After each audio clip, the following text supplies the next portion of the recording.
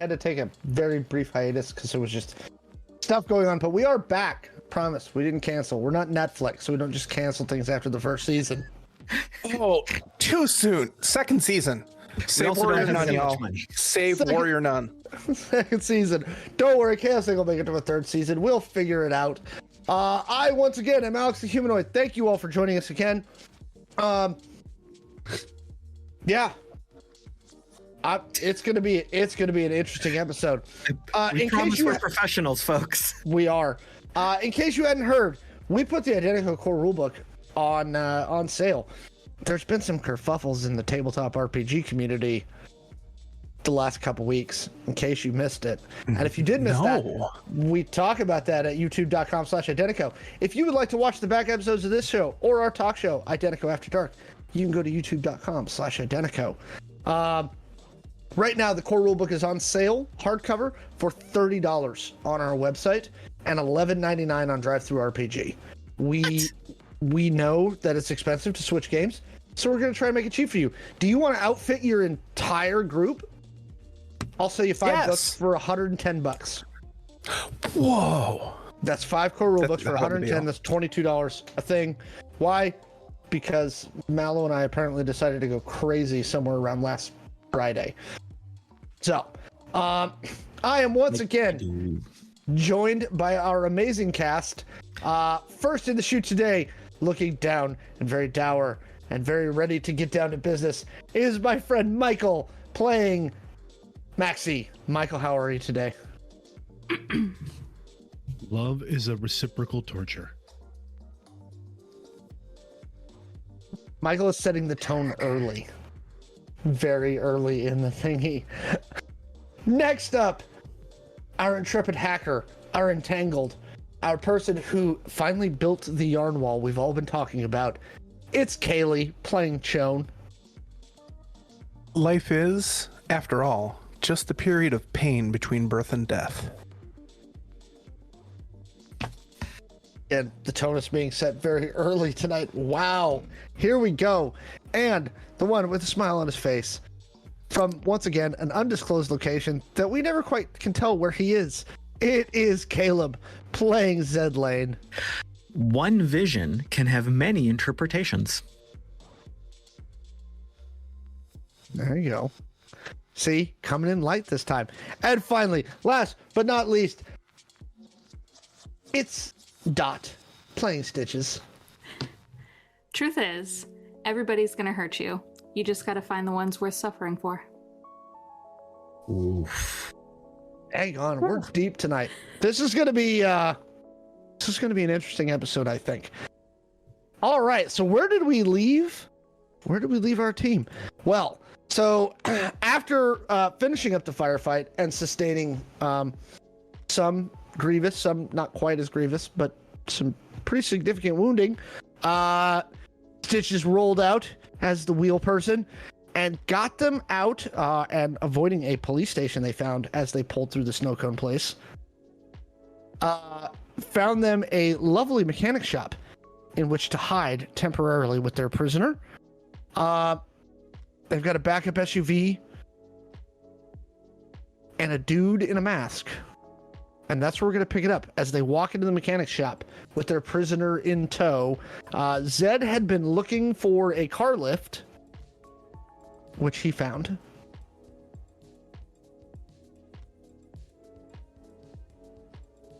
I'm trying to remember why Zed wanted a car lift. Because you hung our captive from it. Yeah, you were gonna hang the guy from it. I was either going to hang the guy from it or like trap his arm in it if there was a big vice. Like there's not a vice attached to the car lift, but you could like wedge it underneath if you bring it back down on his arm. Yes, I'm gonna do that. You hear him grunt audibly and painfully as the lift comes down on his arm, pinching it to the concrete. Yeah, not like crushing it completely. No. It's just enough to make it there. And he's wearing a tactical mask, a knit ski mask, balaclava. Okay. I'm going to remove his mask. He appears to be Mediterranean of descent. He has dark eyes, dark hair, olive skin. His eyes are currently like just watering from the pain. Hi there. Hello. He looks up at you and he goes, and in a vaguely Italian accent, which I'm not going to try and imitate. I don't want to be too insulting this early in the stream. He goes, was that necessary? I just wanted to make sure you were awake and paying attention and not going to leave. You have my attention. So how you doing other than the arm? Do you need anything? You need some water? You need a snack? He kind of cocks his head to the side. He goes, I'm fine, but I'll let you know. Okay, good. Yeah. I want you to be as comfortable as possible. I'm going to be asking some questions and you're going to give some answers. And then I'll point over to Maxie. Over your shoulder, Maxie is slowly like pacing back and forth. And if this individual doesn't like what you say or how you say it, I don't know what I will be able to prevent. Nothing.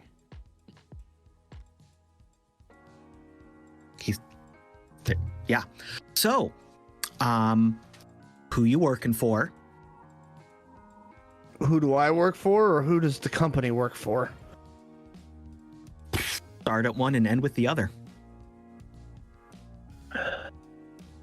He goes, I work for Square Lawn Solutions.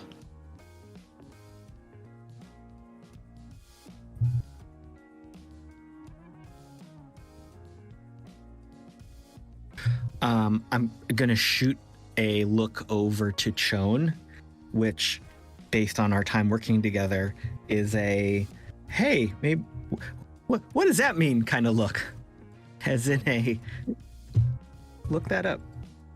Would also like to make a roll as Maxie to see if that's an organization I've heard of. Give me actually a bunch of different ones. What skill would you like to use? Of course, I'll make my roll as Maxie. Let's use intel analysis. That'll work.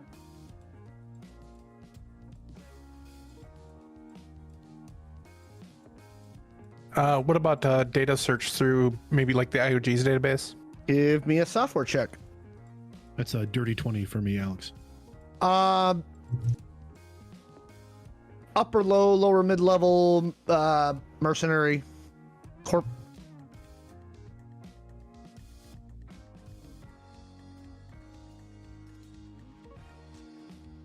Shown. I got a 50. You end up on their website. It's full of stock photos of people in suits and things like that. It's very generic. It's exactly what you would expect to see from a mercenary thing. Like, there's a lot of pablum about, we provide the security that your team is looking for. Da, da, da, da, da, da, da, da, da. Right. Nothing strikes you as completely out of the ordinary. They're based out of Sicily.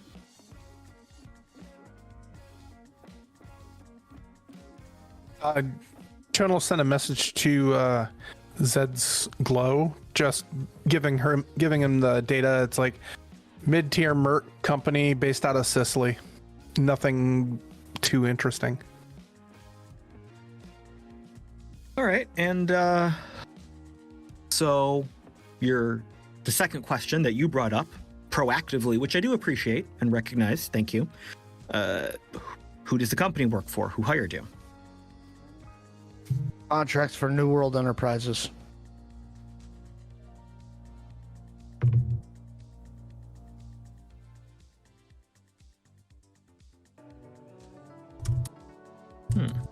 Woman named Aguilar.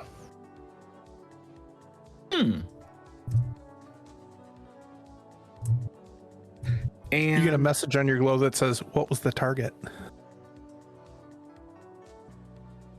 And as I am talking to this individual, can I use my cyber eye to make a check on his general level of cooperativeness, if he's lying or not? Yeah, you're still have to give me an insight check, but you can add your watcher bonus to it. Yeah. Insight. Oh, that's... You're looking for flushing of the cheeks, rapid eye movement, heartbeat increases. Dice. I can't tell if that's good or bad. That's what it is. But 16. Appears to be telling the truth. Oh, friend, I never got your name. I'm sorry. Allard. Wait, one more time? Allard. Allard. All right, Allard. Well, I appreciate you working with us so far. Tell us a little bit about the job. Who was the target? What were you hired to do? Grab the tag. Sorry. Go ahead. Behind Zed, Maxie has started perusing the shelves of the auto body shop looking for lengths of pipe, chain, There's a bunch. General supplies. Yeah, you've got a bunch of stuff. Okay. He goes, grab tech. He inclines his head toward Chone. Take them off the board.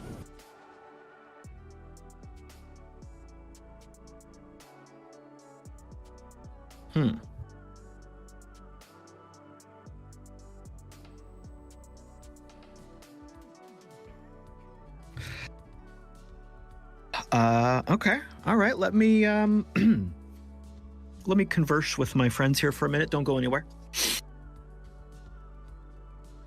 And I will intentionally walk away towards everyone except Maxie. Leaving the two of them alone momentarily. Maxie approaches our captive with a 4-foot length of pipe and a couple of small lengths of chain, some utility hooks. He looks up at you and he goes,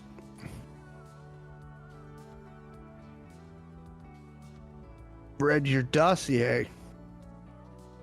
You're better than this. If you read my dossier, then you are well aware that this is going to hurt. He goes, torture me, but you know I'm just gonna tell you whatever it is you want to hear. I already told you what I know. I'll tell you what else. They always tell us to sing. Shoot his babble juice, knock down some cyber. Everybody talks. You are correct. He goes, Everybody talks. so skip it. And he shrugs as best he can.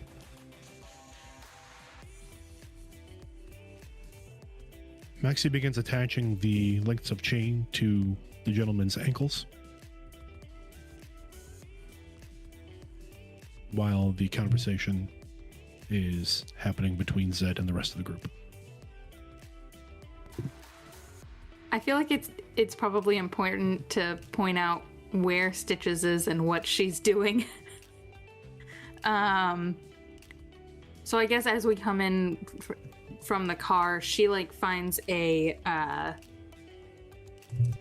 workbench or something and just starts clearing it off with her one arm.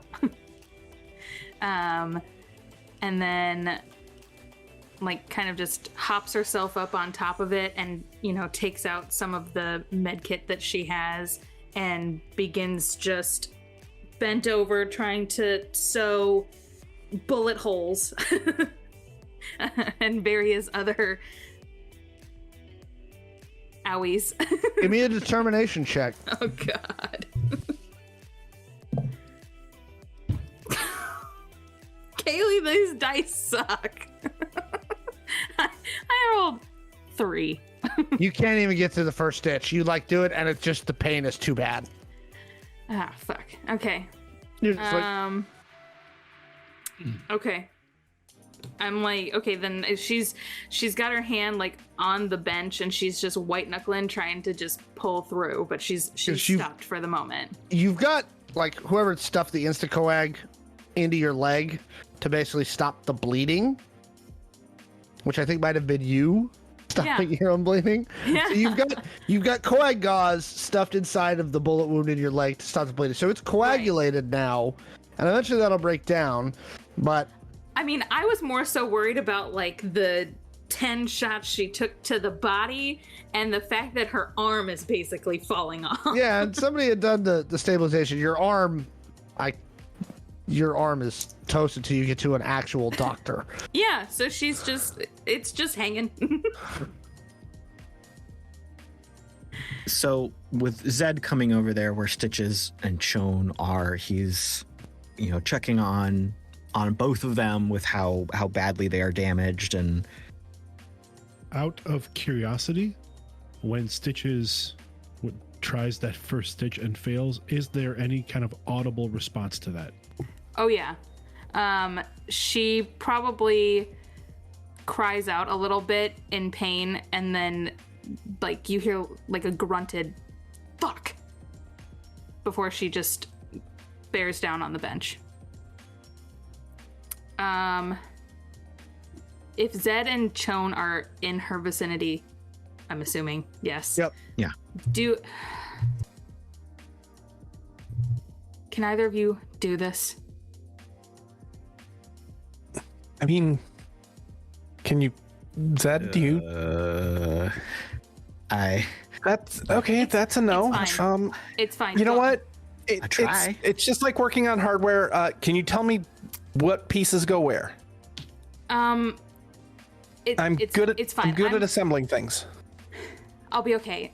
Is that guy saying anything, Zed? Yeah, he was telling us.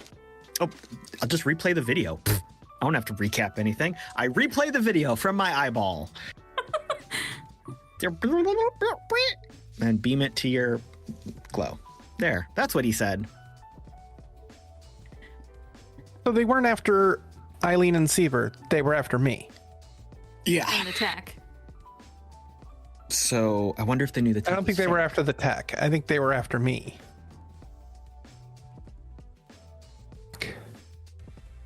And that means Aguilar knows where we are and is still on our asses. Do you have any intelligence skills there, Zed? Me? Yeah. I do. I picked them up in our downtime while we were hanging out with the IOG, getting subpar cybernetic arms. Which one do you have? And I. Hey, my eye has been great since the beginning. I'm just a little distracted right now. I have intel analysis. I have... Oh, what else do I have? I have counterintelligence. Give me a counterintelligence check. While we're doing that, Maxie, what else you got? Maxie takes the length of chain, and as he's attaching it to the pipe, the cry from Stitches occurs. Maxie stops what he's doing dead, pauses for a moment, stands and walks over to the table where Stitches is laid out. Zed, what you get? 10. You remember that Seaver and compatriots were connected to Aguilar. So this may have been a double cross. Seaver may have told her that you guys were bringing it to her.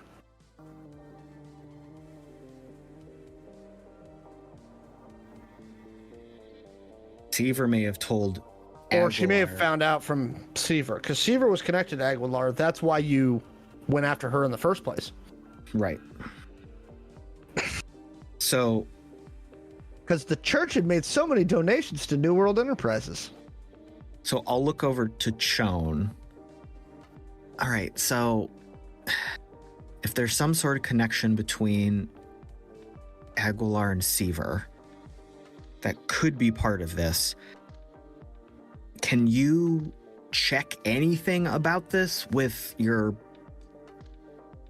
computery friends back at home base? Wink, wink.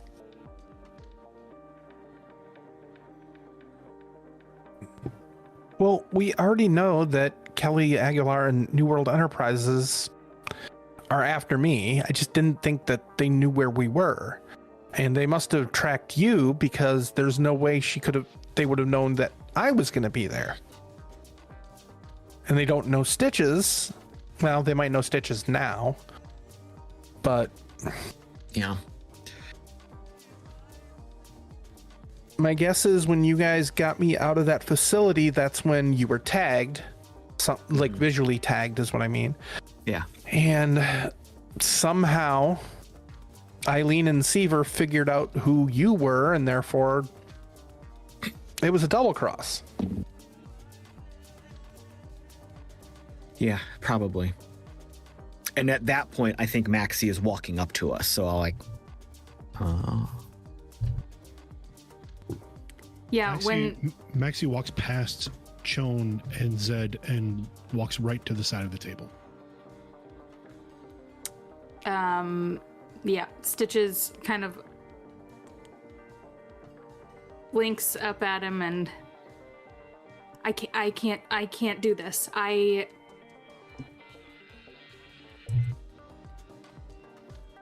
need help.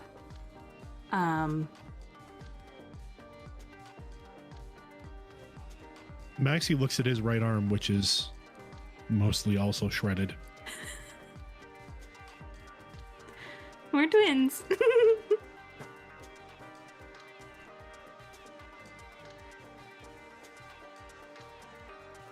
I'll help, but you need to stay awake. Okay, I can do that. I just couldn't do it myself. And she, pushes whatever else is on the bench off with a loud clang and lays flat on her back on the table, and hands him the the thread. Maxie will reach down with his good arm, and the armor on his right leg is basically shredded. He's going to snap a piece of the Kevlar off and kind of offer it to you to put between your teeth. Solid. And she does it. She picks up on the cue and bears down. And while you've got that in your teeth, Maxie will say, "I'll use my good arm. You use your good arm. You use your good arm. With your skill and my assistance, we should be able to patch you up." She just grits and nods. And as they are collaboratively sewing her up, she definitely has like tears streaming out of the corner of her eye as they're doing this. First, give me another determination check. Oh boy, I mean, that's gonna be what it is regardless. That is a 20. Okay. I think we're good. Now give me either a first aid or a paramedic check. Okay. Can I assist Alex? Yeah. Give me a roll there, Michael. All right. With mine, that is a 15. Okay. I got a 16. Okay. You've got it stitched up. It's raggedy and gonna leave a hell of a scar, but it's stitched up. Solid. That's all she How many needed. HP did you have left in your arm, Dot? -1. Okay. Just checking. Yeah. so Yeah, while 'cause I- they're I should note also that as Maxie is moving, Maxie is limping severely. Yeah. Both his right arm and his right leg are near shredded. Is anyone else negative on a limb right now that I'm trying to remember? Just Dot. That's me. Okay. Hey, Just how you Stitches. doing? Zed was bleeding from the head quite a bit, but just But as I recall, Zed specifically asked Chone to not patch his face because he wanted to be bleeding and intimidating for your prisoner. adds to my rake. Chone has a boo-boo right here. What kind of band-aid did Chone get? No, it's a bruise. Oh. While this is going on, though, Chone kind of turns a slightly lighter color, and after rummaging in their pack, goes over to Allard. Okay. And they crouch next to Allard. And now, is both of his arms trapped or just one? So both of his arms are zip tied behind his back, but Zed has pinned his right arm under between the lift Okay. and the concrete floor. So like his elbow, Okay. I pinned down. Yeah. Okay. Chone pulls a water bottle out of their bag, opens it, and like holds it up to him so he can drink. He's like, I'm fine, thank you. Not drugged or anything. You saw it was sealed. He goes, shakes his head. All right. Chone will take a drink off of it. It's like, I heard what you told Maxie. Yeah. So, capture or kill? Either. Wow.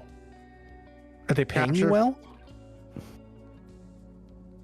Not aware of the terms of the monetary side of the contract. I'm not an independent contractor. I'm an employee. I get a salary.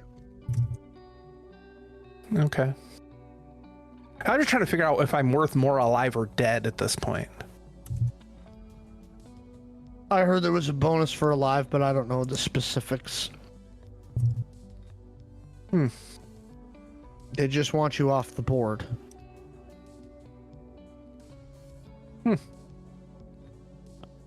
Well, that ain't gonna happen. See, the problem is that woman and New World Enterprises, they're really bad shit. And if we don't stop them, you know that big nuclear scar down the middle of the country? Or That's gonna be the entire planet if she manages to get her crazy cuckoo AI dreams together and gets off world. The leaving scorched earth behind is her plan. he goes, okay. I'm just saying, you're working for, well, I guess technically your company's working for a lunatic, but you're just trying to get by and make money, right? Pretty much. Does the mercenary gig pay well? Because I know some people in a couple other companies that might be hiring some, decent weapon talent. He goes, it pays okay. And I get dental. Wait, just dental? You don't get medical? No, I'm medical standard, but I also get dental. Oh, okay. That's good. Good stuff. And I'm assuming like a, 401k matching. Yeah, there's a pension program. Okay. All right. Well, I mean, I was just saying, I hold no animosity towards you. He looks over toward Maxie and Zed. He goes, I don't think your compatriots feel the same. Yeah.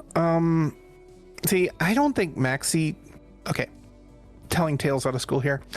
I don't think Maxie has the imagination that I do, or has read as many books as I do. So, like, I've seen all the movies, and I know torture doesn't actually work. And you're just going to tell him whatever he needs to know. So, if you want to tell me everything you know, maybe I can convince him, and then he'll stop with whatever and they gesture to the chains. It's like, whatever weird shit he's going to do with that. Because there's got to be more. And that's it? Get tech, take you off the board. Simple. All right. You know what? I believe you. But what should I do with you? I mean, can't just leave you here. can't take you with us. I don't want to kill you. Huh. You sure you don't want to drink?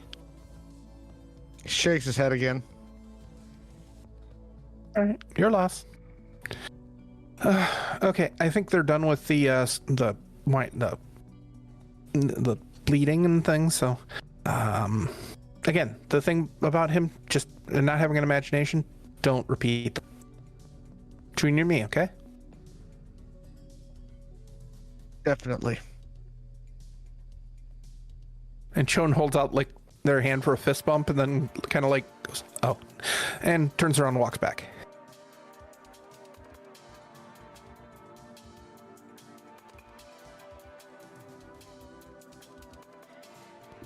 I think at the point at which Stitches is, for the most part, taken care of,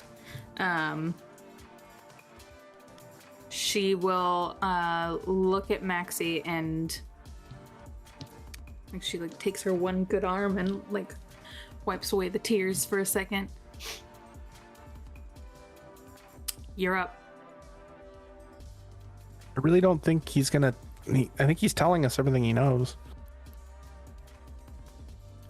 No, he like I gotta fix him. not go. Oh, I thought you meant send Maxie over to like tear out his toenails or whatever it is Maxie's gonna do. I mean, up to you. If you want the pain for fuel, you're up. So I don't need any fuel, but we have a limited time. okay. Thank you. Hold your thought. And Maxie just kind of quietly turns and limps his way back over to the captive. Using his good and bad arms, he grabs the pole that he has, the metal pipe that he's attached to the legs, leans over and grabs the controls for the lift and lifts the lift off the elbow slightly. Okay.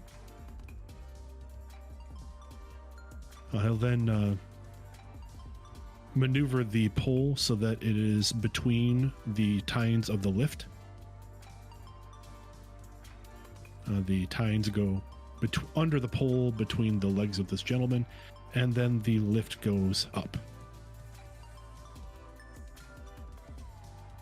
He looks at you and he goes, "Look, I'm seeing things from a whole new perspective."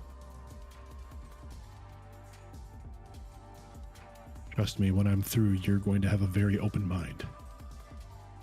He goes, "I presume I'm going to be dead before morning."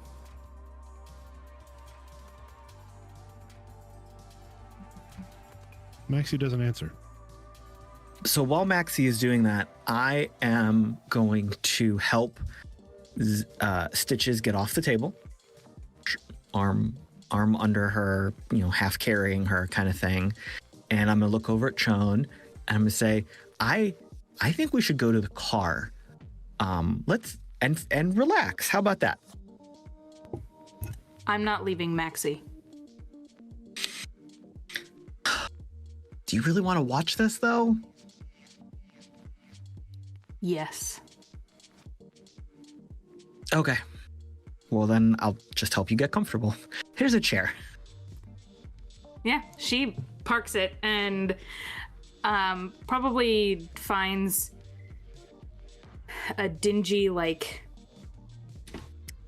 flannel shirt somewhere and finds a way to tear it into a sling. I'll look over at Chon. What about you, kiddo? You want to go outside?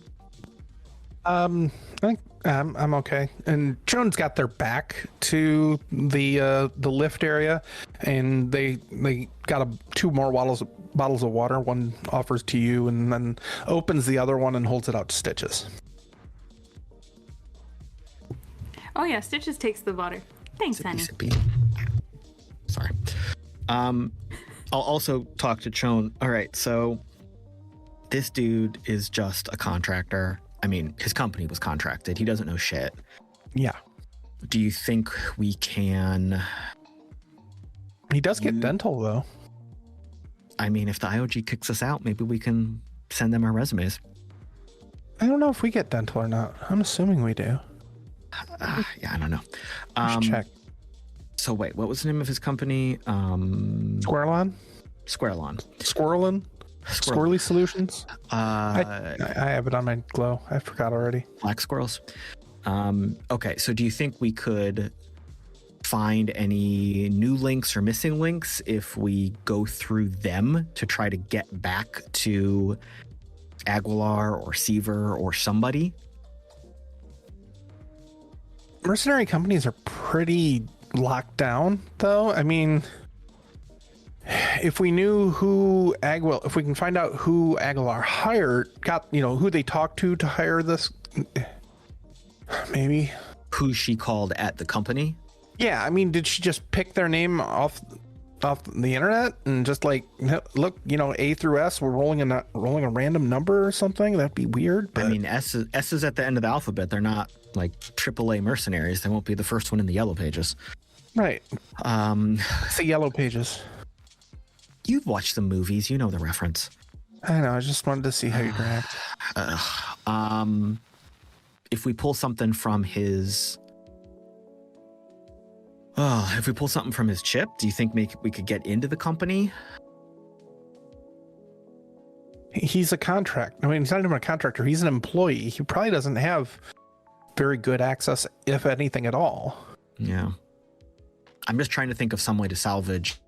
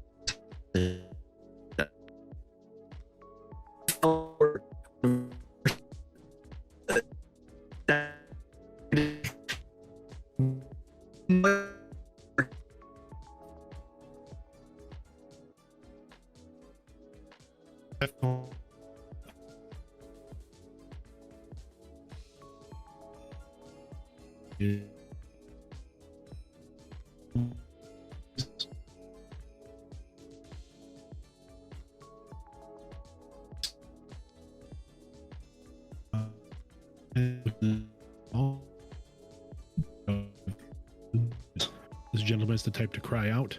Oh, there we go. Sorry, now I can hear everybody. Woohoo! All right. Sorry, Discord crapped the bed on us, everyone. That was weird. There was something in the Pacific Northwest. All right. Can everybody hear everybody? Now Yeah. we can. We're good now. I mean, It was just on their end. Yep. Me and Mallow. So, you were doing? Let's go. As I don't know if you heard what Caleb said as Zed regarding the punctuation of their conversation. No. But in the background of the conversation that Chone and Zed were having, there's definitely the sound of metal on flesh. There's the sound of cracking, metal on metal. There is the familiar click and hiss of an acetylene torch. And I mean, the guy's obviously in pain, but he's mostly just screaming right now. It's about this time that Zed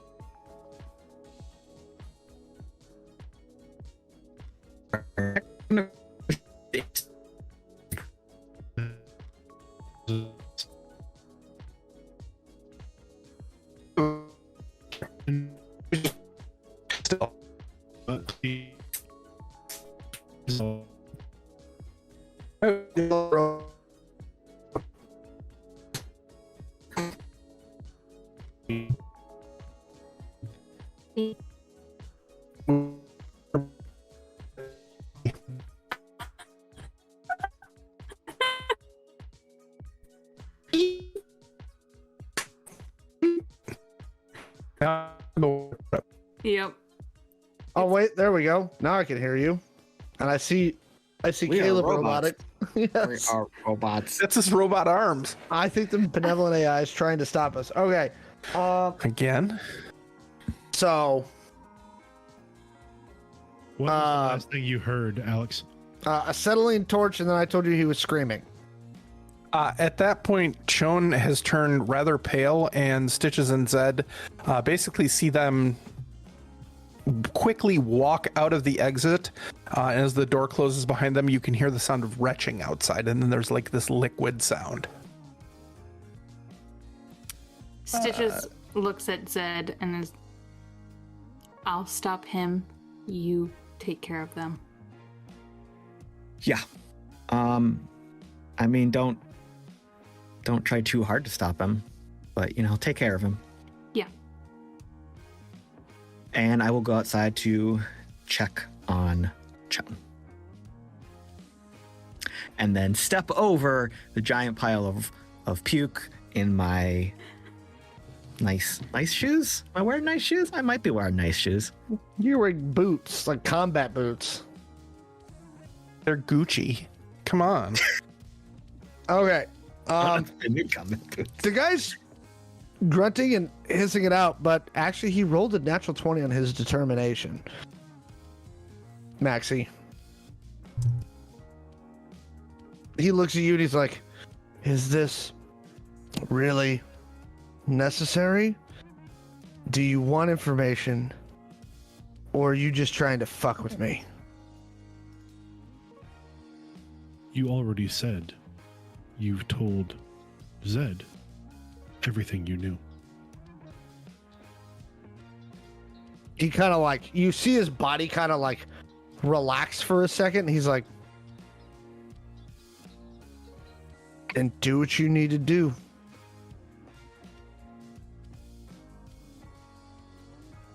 Maxie looks over at Stitches. Yeah. At this point, she walks up to him, walks up to Maxie, looks at the guy, and then she looks back at Maxie and like raises her hand and like wipes a little bit of splattered blood off of his cheek.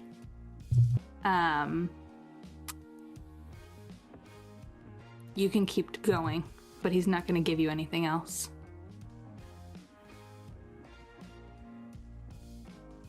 There are two outcomes to this. He lives and has to find a new profession, or he dies. Okay.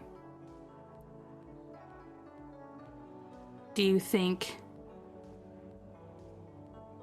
handing him over is the better option, or what do you want? What do you want?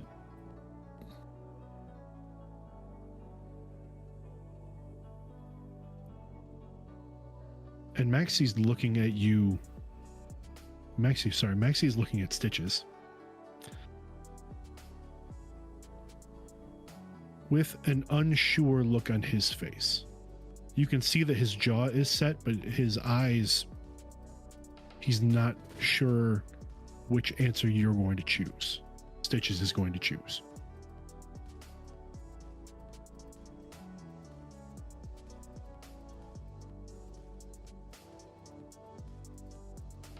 I mean,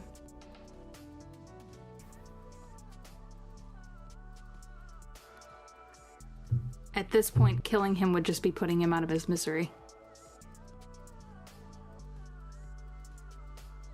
That's what he wants.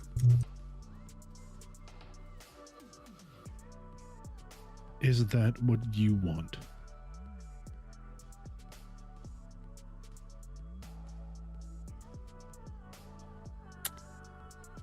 I want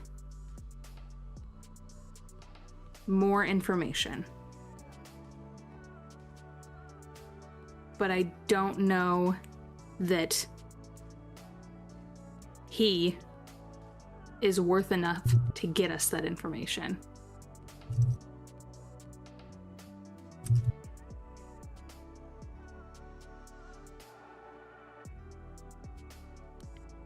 At this point, you might as well just end him. Maxie looks at Stitches again and nods.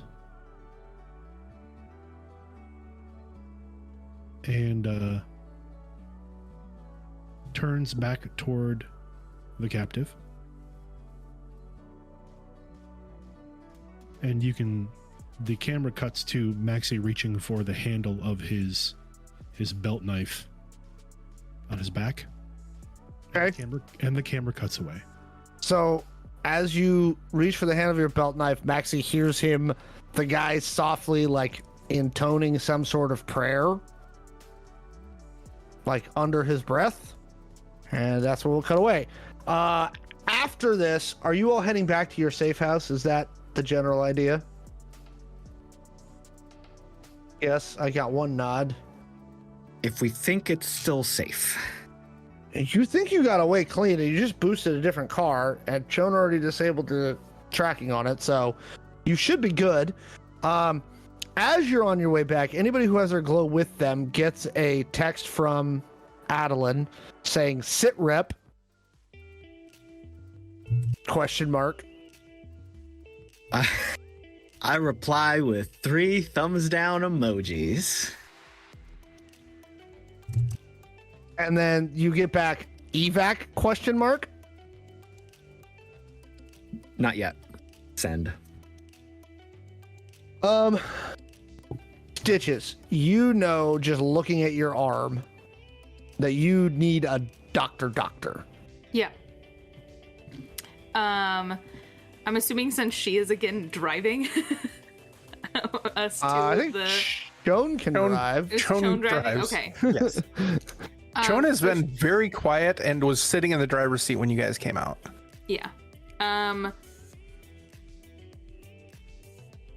Stitches looks to Zed wherever he is in the car.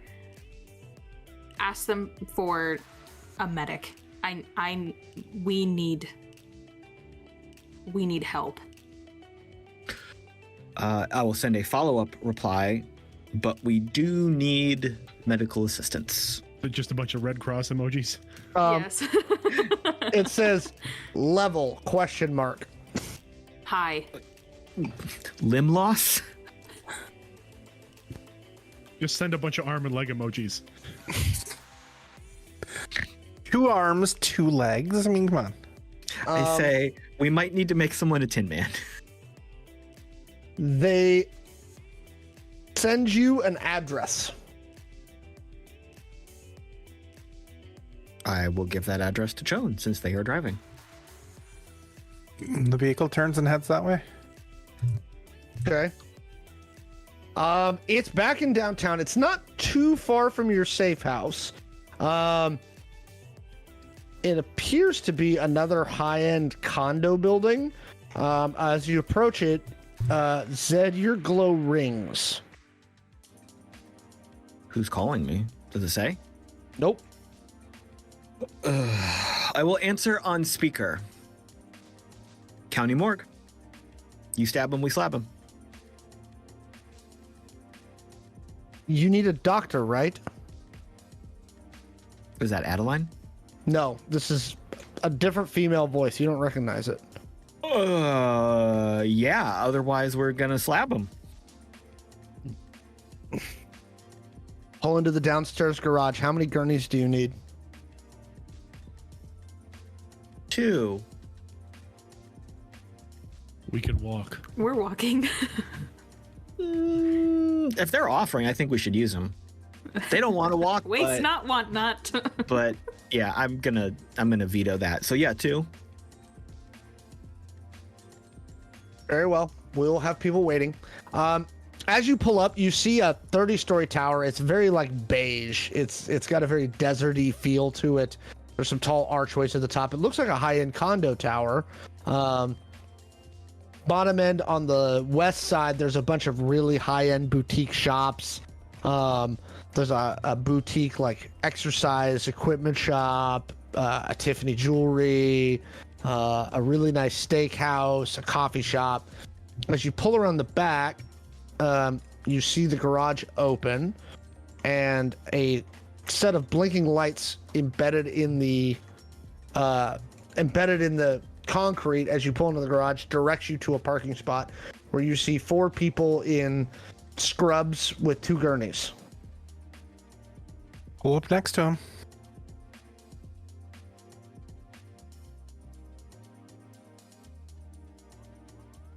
I'll open the door and help Stitches and Maxie out. Welcome to our concierge medical service. Who requires the gurneys? The bloody 2. Yeah. And you 2 are both walking? Currently, yeah. They put Maxie and Stitches on gurneys. Stitches fights it. She's like, "Get me the fuck off this thing. I can Shut walk." up, Stitches. Shut up. Stop it. Hang on. You look like you might be in a little bit of pain, ma'am. Don't drug me until we're at the room. Can we just offer you a mild painkiller? No. One of the nurses looks at. I'm sorry. Just let's power through. Can we power through here, folks? They take you into like you would call it a freight elevator due to the size, but it's like immaculately appointed. There's white and red marble tile floors in a very fancy pattern. There's black marble ceilings. I mean, it's top tier. As you pull out, you enter into what looks like a very nice lobby. There's a fountain. There's people. They rush you into the back. You're each separated. As we are being separated, Maxie will just kind of turn his head on the gurney to look at Stitches. And I will be here when you return. Fingers stretched out longingly. yeah, she gives the nod back. So, we'll start with Zed. They do a quick assessment on you.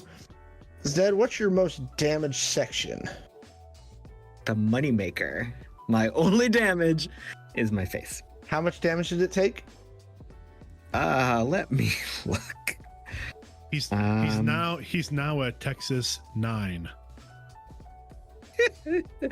I have 14 hit points in my face.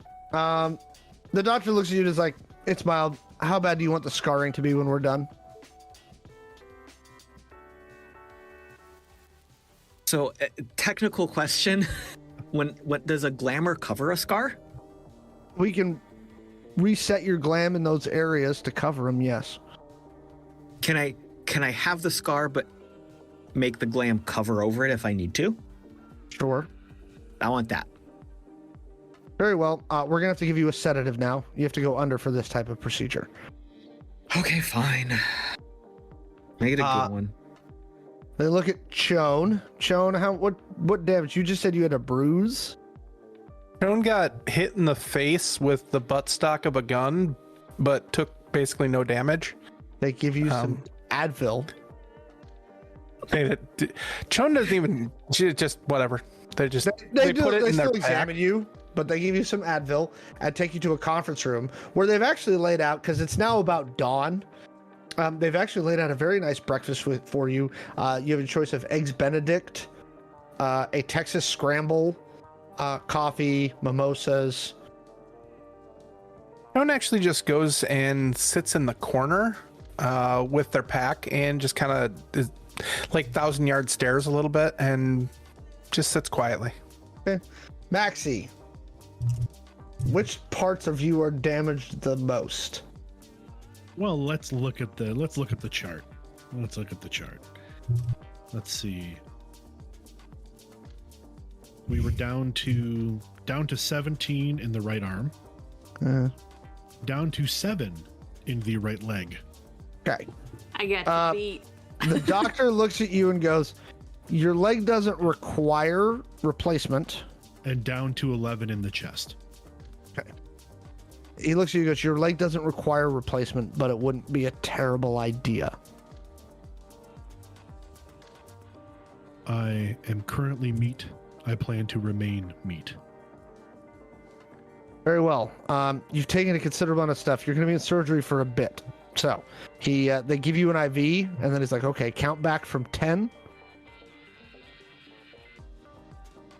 Maxie starts the count. Can I make a determination check? Yes. All right. Are you trying to stay awake? I have a feeling that it's going to require a higher dose. Okay. That's an at 20. So I have my determination is 0, but I got a nat 20. They have to double dose you. So I go, I count backward from 10, and I'm like 1, 0, -1, -2. Yeah, they hit you with another shot. Give me another determination check.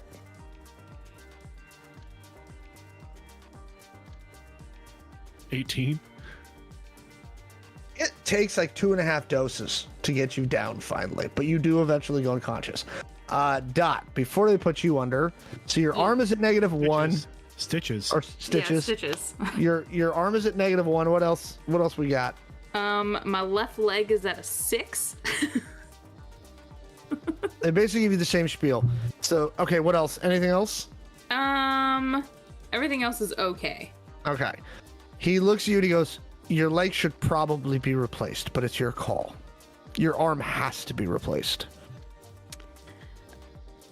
The fact that you're still talking is kind of an amazing thing. Just jot my name down somewhere in a Guinness Book of World Records.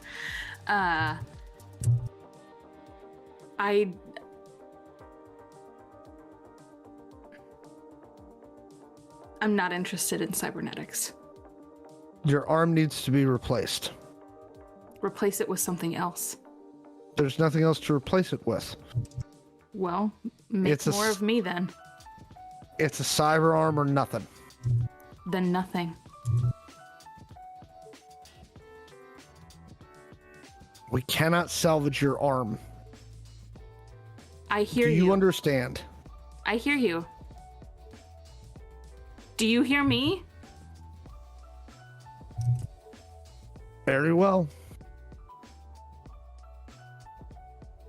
And then they give you an IV and put you under. Mm-hmm. And now you're unconscious. Zed. After they finish fixing you up, you're the first one to come out. They lead you to the conference room where Chone is. Chone, you're only there for about 90 minutes before Zed comes in. Zed's still a little loopy, but is conscious. No one doesn't even seem to notice that you're there. There's still a bunch of food. Like somebody's come in twice to cycle in fresh, hot eggs Benny, but doesn't look like Chone's moved. So Zed he's a little bit loopy. He's gonna go to. You have a big bandage on your face, like the. The nurse comes by. She goes, "Here's your antibacterial salve. Make sure you put that on twice a day so you don't get an infection, and leave the bandage on for at least 24 hours." Is it just like a bandage over where the wound was? No, they had to because they had to cut away pieces, replace parts of your glam, and then sew your face back together. Gotcha. But it's basically just like the whole side of my face. Yeah. Okay. As she is telling me this, I want to find a napkin or a long piece of cloth and wrap it around the top of my head in my loopy state. Yeah, I just need help recovering, so I'm gonna put some band-aids on, and then I'll put the goopy stuff where the goopy goes. They bring you a short time later. They bring you a protein smoothie. At this point, I am standing where the food is and pretending that I am hosting a cooking show because I'm out of it, and I'm just talking to the wall, and I'm using the squeezy tongs and the scoop for the buffet, and then we start chopping with the Hasselback. and you want to source locally, but if it comes from a refrigerator, it's fine. And here's my assistant, Sean. And I will she hands you she puts the protein smoothie in your hand and then tries to guide you to a chair. And now a message from our sponsor. This chocolate milkshake is expensive. Go buy it. Now my assistant, Chun. And I keep throwing it to Chun. And then she doesn't, and then they don't respond. Okay, and I'm back. And I just keep going. And now my assistant, Chun. Okay, I'm back. And we're gonna go over here. And I just keep kind of doing that until I think at some point I'll fall asleep. You do pass out in a chair. After about an hour, you wake back up and you're a little less loopy. And you see someone walk in and go, your friends are going to be here for about another... Well, your friend, they look down, Stitches, will be ready to transport in about an hour, being that we're not doing a rebuild on their arm. Joan kind of comes out of it at that point. Oh, that looked pretty gnarly. I'm glad you could save it. We couldn't. She refused the rebuild. So she'll be ready in about an hour. You're going to want to do, and they hand you, they look at Chone because Chone appears to be the least messed up. And they hand you a little data, a little SD card. Okay. They're like, this is our guide on wound care. Your other friend refused cybernetic replacement, which would have gone a little faster. Of course he did. So we're trying to rebuild his leg. But it's going to take some time. Do you want to leave him here and we can have our people transport you home? It's probably going to be another 12 to 14 hours to try and do the rebuild. Oh, wait. Can you install some brains on either one of them while you're at it? Because they're both fucking morons. They refused cybernetic enhancement, or replacement, so there wasn't a lot we could do. But very well. We have this room. You can stay here. Periodically, over the next few hours, somebody brings in food. After about 5 hours, the door opens again, and you see Adeline dressed in very casual, pseudo-Western dress. Her hair's been dyed a different color. She's got what is obviously to you a fake tattoo on her face. She goes, "Hey, folks, how you doing?" Who are you, stranger? Well, he's high as a kite. Our new meat that you sent us is now going to be 3/4 of a person. So I'm guessing she's out of action. So we're going to need a replacement for that one. Shrinking Stitches? Why is she getting smaller? Damn it! Is that what we agreed on? Chode, you're in charge. This is why I can't get hurt. You don't know what you're doing. You got to keep me safe with your magic powers. Said your show is coming back from commercial. God damn it. I need to get to makeup. Powder! This is too shiny.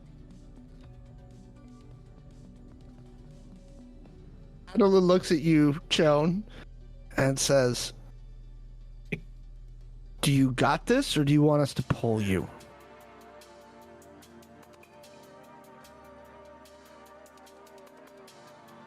I don't know. I really don't know. Let's do this. Let's debrief the last couple of days. And so I'm not going to make you rehash all of it, but basically over the next half an hour, she kind of probed you for info. What have you all been up to? Mm-hmm. She's taking notes. She goes, "Okay.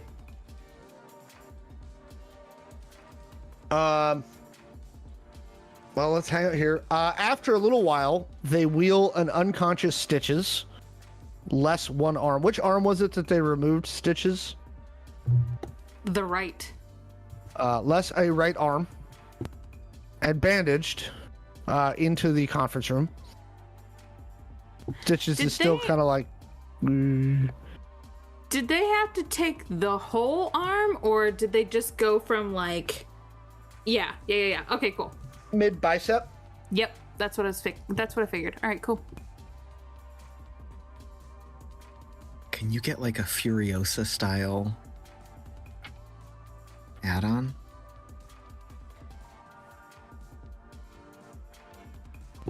We'll see what happens. It's gonna be like a puppet arm with a rod, so like she's gonna have to carry the rod in her left hand, like move the arm On around. leads for a little bit. She comes back. She goes, so it looks like another 4 or 5 hours for Maxie. Right then, it's right about the time Stitches starts kind of waking up. So Zed is normal at this point, as normal as Zed can be. Is Adeline still with us, or did she? Oh yeah, she's hanging out until you decide whether you want to be pulled or not.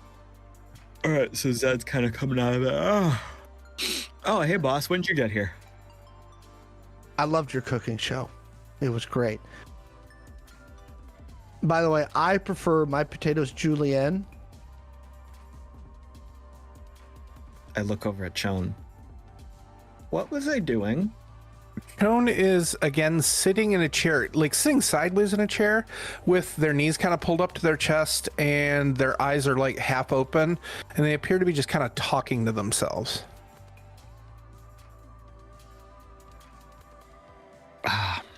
I'm okay. They're doing their magic quantum thing.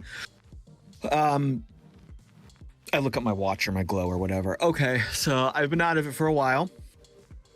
Do you know what's been going on? Did you talk to Chone? I got a debrief. She points at Stitches, who's missing an arm. Your friends are refusing replacements. I've got a handle on what you've been doing. Okay. So maybe I'll ask you. Are you good, or do you want extract?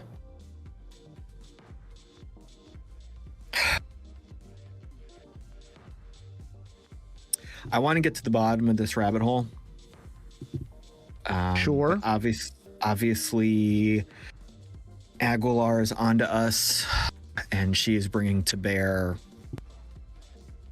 real Everything. heavy firepower. Yeah. Yeah. So I don't know how effective we can be at this point, because Jones if developed we- abilities very similar to some of the other mutations that we've seen. But you have stubborn people with no enhancements. I heard you were griping about your new arms. I just had some bad luck. Caleb, what category are those arms? Costco. Wish.com. BJ's. Category A. Tesco. They're category A arms? They're insignia Yes. brand arms. I She just goes- had really shitty rolls that week. She goes, we can't upgrade your arms anymore, by the way. No, I know. Do a I just had firmware that- patch, for God's sake. Maybe you do need a firmware patch. I'll have them Maybe take I a look read at the it. manual upside down. I don't know. It's fine. Look, I thought we'd be getting into like sneaky spy shenanigans. That's why I was That's what you're training. supposed to be doing, but you should always expect an ambush. Okay, maybe that one was on me. I saw the road and I didn't check it out. Zed, who's running this show?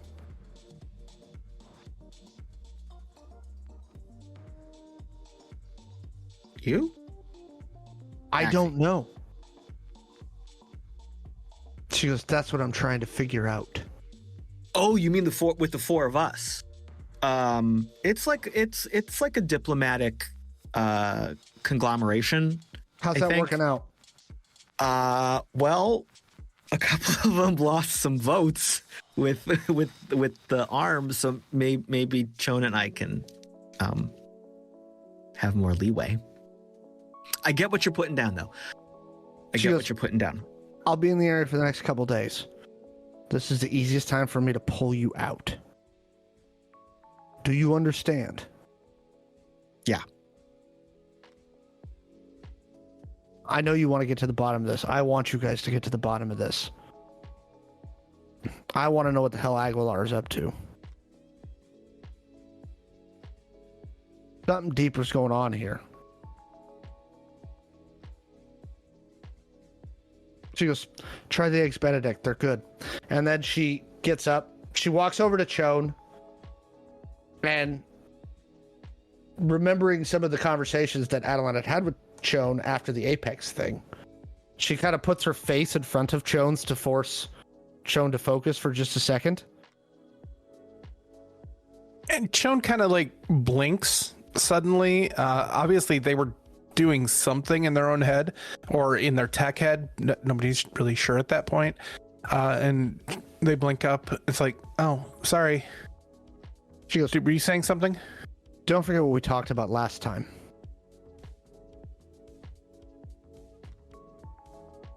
After the last episode. Well, it's going to happen a lot more often, isn't it? She goes, I'm still here if you need somebody. Thanks. She goes, I know what you're going through. Part of it, probably, but yeah. Aside from the weird phasing thing. That's part of it, yeah. What do we do about them? Same thing I just asked him. She goes, I'm here for a few days, following up on some other things. I could pull you out if you want, but figure it out. All right. She walks out of the conference room. Stitches, you're now kind of like fading in and out, like, but it's just mostly like dull pain in your arm and dull pain kind of in your everywhere else that was they patched up. And like it's not blurry, but it's not like clear. It's just like, you know, someone else besides Zed and Chone is in the room, but you can't quite like put your finger on it for the first little bit. You're also really thirsty. I'll give you a finger. You're suddenly extremely thirsty. You're only don't do that. You only have 4. Oh my gosh. Yeah, she's kind of coming out of it.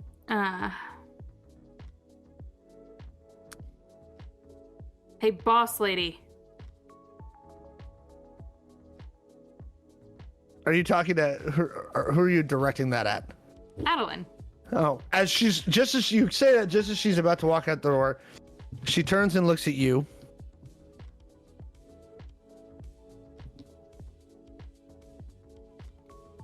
I'm not taking any cybernetics. But there's not any part of me that believes that you don't have something better. She goes, I wish we could regrow limbs, kid. I wish we could do a lot of things. If I had regenerative ability, Mike Tate wouldn't be being held together right now with, you know, bubblegum and duct tape. We'd rebuild him as a young man. She's like, you can believe what you want, but I don't got it. If I had it, I would give it to you. Yeah, sure you would. She goes, oh, by the way, I have something for you. And she hands you an SD card. Okay. It's a right-handed baseball mitt. She goes, Shut she up. goes, it's from your parents. They're resettled. They're fine. And as soon as you're extracted, I will give you their location. Extracted? Stop will end eventually. But we can't give you their location now. I don't want you to go straight from here to there. Fine. I'll... But it's a message. They're okay. Okay. We held up our side. I mean, I'm trying to hold up mine. You're doing fine. And she walks out of the room. Gonna be a little sideways when you hold it. You guys are the worst. All right. I will check on Stitches, give her some water from the little sippy straw, pat her head. There. There. All right, and then I'll go sit down next to Chon. All right.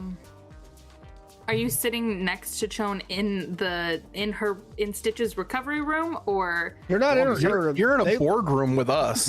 We're in a conference room. on like a Slash, like- on a half sat up gurney. They rolled, Okay. you in, Whiteboard. they rolled you into the brunch situation, really, is what happened. right? Okay, got it. Yes, now, there's a now big, I'm like, playing You're pretty Gringo. sure at one point you were in the middle of a cooking program. Something. Zed was Okay. sous videing something, and Then yeah, as long as we're all in the same room together. Right from surgery to a continental breakfast. Give me that mini muffins. the full service medic shop. Is have you heard anything on Maxie? Is he okay? Still in surgery. He wouldn't get one of these, like you, dummy. It's my choice. Yeah, I know, but these are handy. Didn't really seem like it. You're on drugs. Be quiet. Go to sleep. You have to recover. Eat a mini muffin. Fine. Wake me up the second you hear anything else about Maxie. Okay. A couple hours later, one of the doctors comes in and looks around and goes, okay, so he's done. I poke Stitches. Nothing internal left. He's definitely going to feel that leg in the rain.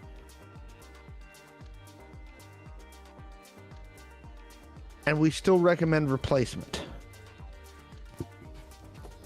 He said no, right? He said no. Then that's the answer. We understand. We respect the patient's wishes, even when we don't agree with them.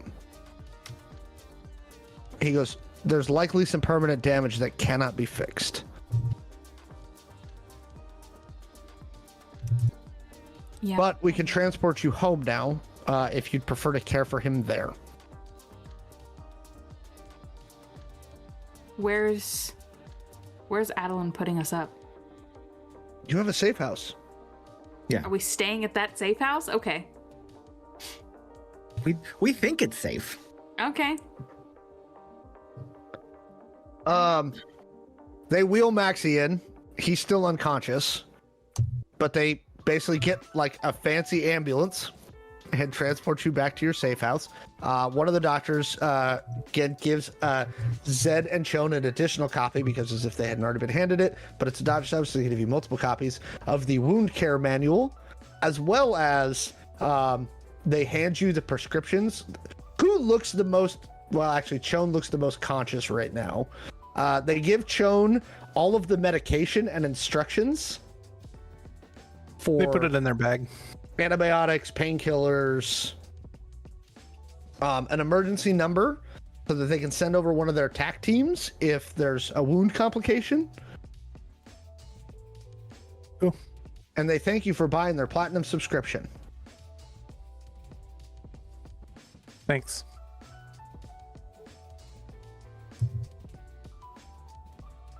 They take you All right. home. So we get back As to the safe house. As you get there, you see random operative guy sitting on the couch. He goes, "Oh, you're back. I can leave now." Thank you for He your goes- service. Adeline told me to watch the place till you get back. Cool. I bought donuts. There's some extra donuts in there. Oh, thanks. See ya. The guy walks out. Maxie's still unconscious, I'm assuming. Right about then is when Maxie starts coming to. Because the sun's coming through the big, wide thing by your balcony and hitting Maxie in the face. Are they still on gurneys? Yeah? Oh. Probably push them down to their rooms. I mean, Dot can probably stand on her own now. Maxie, Well, Stitches can, but yeah. I'm saying Not you have 50-50. Yeah, that'll probably fall Stitches over. is- for your character, that leg has permanently lost 3 HP Got it. Thank you. Thank you, sir. that they could not fix. But you're back to 22. All right. Everything else is fine. By the way, all the rest of you are fully healed, but probably another day or so before you want to get into like a firefight. At least 24 hours. All right, so Wound Care Manual Chone says that you want to watch those for about 48 hours to make sure that the nano thread doesn't split.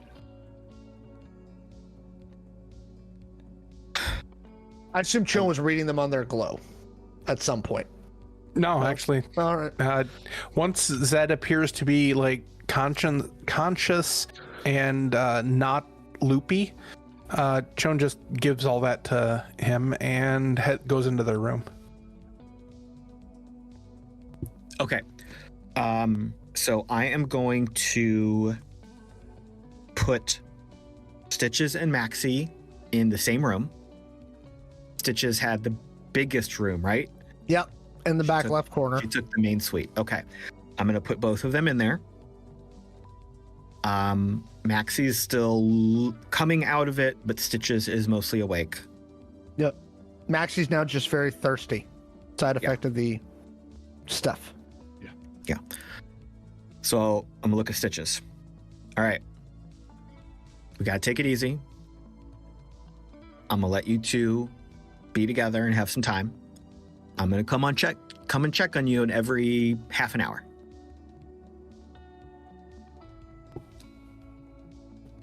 We'll be fine. I know. I'm just telling you what I'm doing. That way I remember. If you need a snack, if you need a drink, not that kind of drink, shout for me or send me a message. I will bring it to you. Thank you, Zed. No hanky-panky. Okay. I'm just saying, you both You don't Got- have to say it. You don't. got arms chopped off. You came out of surgery. You're not allowed to do grown-up stuff. Zed. Okay. Hey, we're all barely alive. We got to be more careful. Okay. Yes. I will let you know if and when we need you. Good. I will be back to check on you. And I will walk down to Chone's room. I feel like the camera can stay with Stitches and Maxie, though, for a moment. Maxie, you're awake and aware. You heard that whole diatribe from Zed. You look down, you've got fresh, clean bandages on. It looks like they redressed you in some sort of like white linen, like almost basketball length short. Right? And you're wearing like the thing that opens in the back. The gown. Yep, the gown. Laying in a gurney. You look over at Stitches, who is now sans one arm. Bandaged a few other places. But you're in your safe house. It's a dull throbbing pain at this point. It's not sharp anymore. But you definitely feel like your leg's not where it was. Like, strength-wise. Oh, it's in the right position though. Yeah. Got it.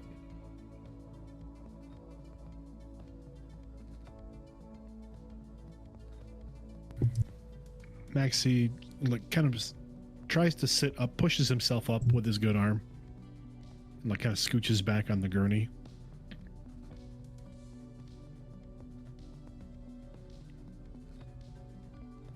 Stitches turns and grabs like the handled water jugs that you get from the hospital and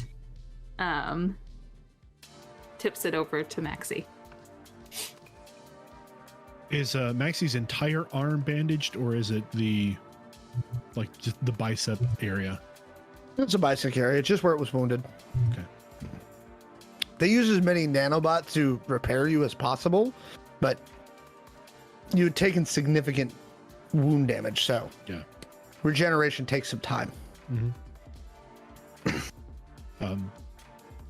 Maxie initially reaches for the jug with the right arm. You see him wince a little bit, and then he reaches over with the left arm, takes it from you, and as he's going to take the cup from you, he like kind of holds it for a moment and looks over at your left arm. Right is the one that she right. no longer Yes. has. Yes. Thank you. Thank you. It's Looks the over to drugs. your right arm. Yeah. Right.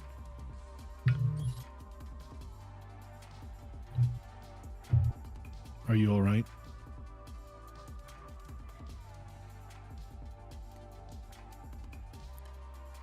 I'm not trying to be rude, but do I look all right?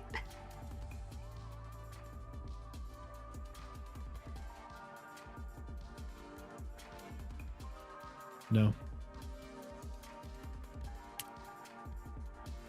Stupid question. No, not a stupid question. I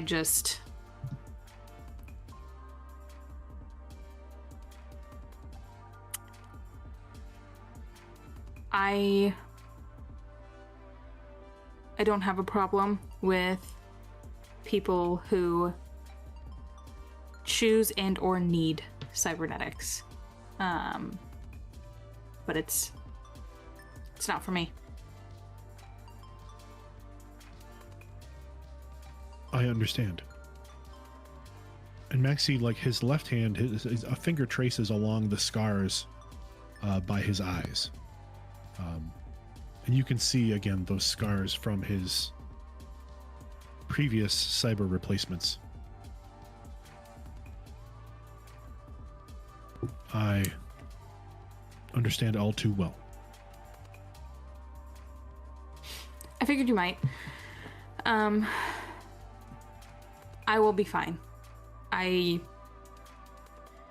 you can believe it, I've had worse. I can. On the plus side, silver linings and all, your left arm is going to get enormous. She actually, we're gonna make that real. She busts out laughing. And he cracks a smile. The important part is that we survived. Yes. I will come up with something. I will figure something out that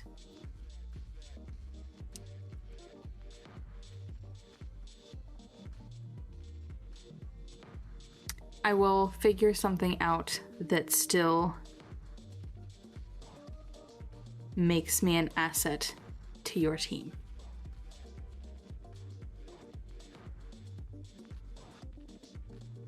Let me. And then Maxie says, let me, and then he stops for a moment.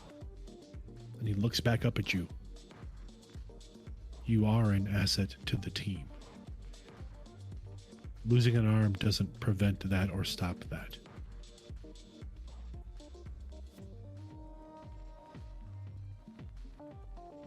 I agree, but I know that this choice may have an impact. But I am going to do everything that I can to make sure that I am as capable as I was before, because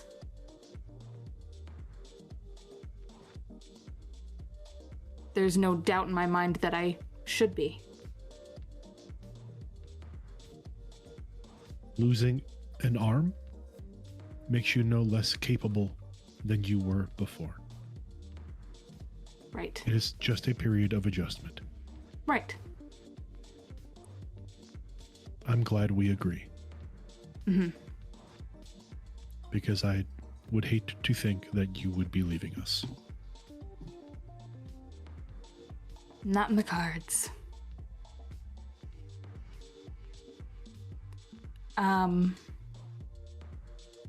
How are you feeling?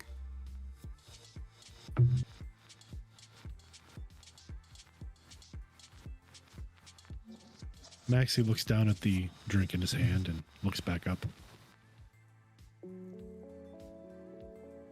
Better now.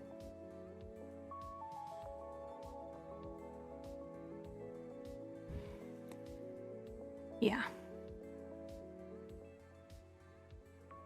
She's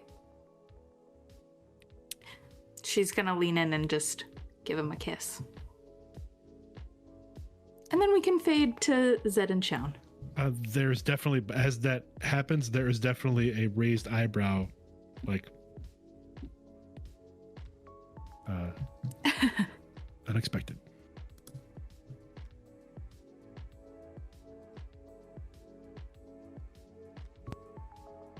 Camera moves over to Zed and Chown. Zed is knocking on Chone's door politely. Yeah. You okay? Yep. You don't sound okay.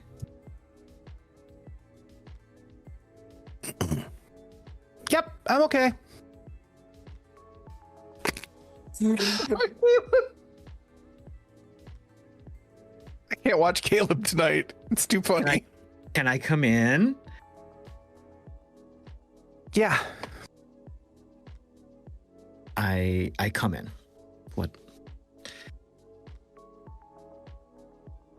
What you doing?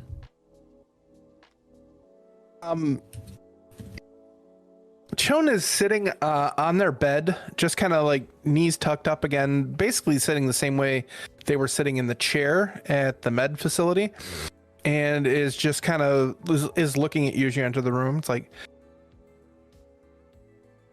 I don't know if we can do this.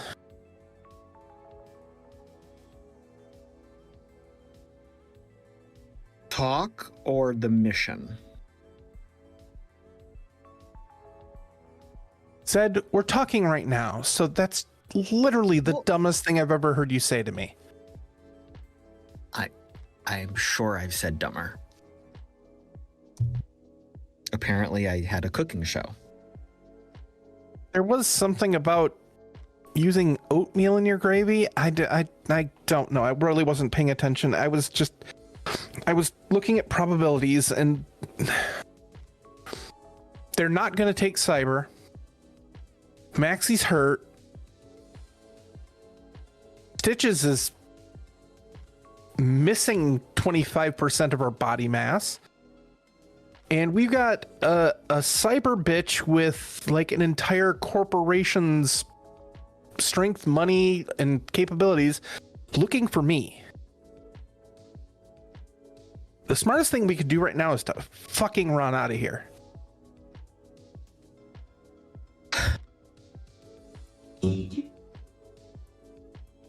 You know, if this had happened, if we'd had this type of conversation when this whole thing started, I would probably agree with you. But And now that it's infinitely worse, you disagree?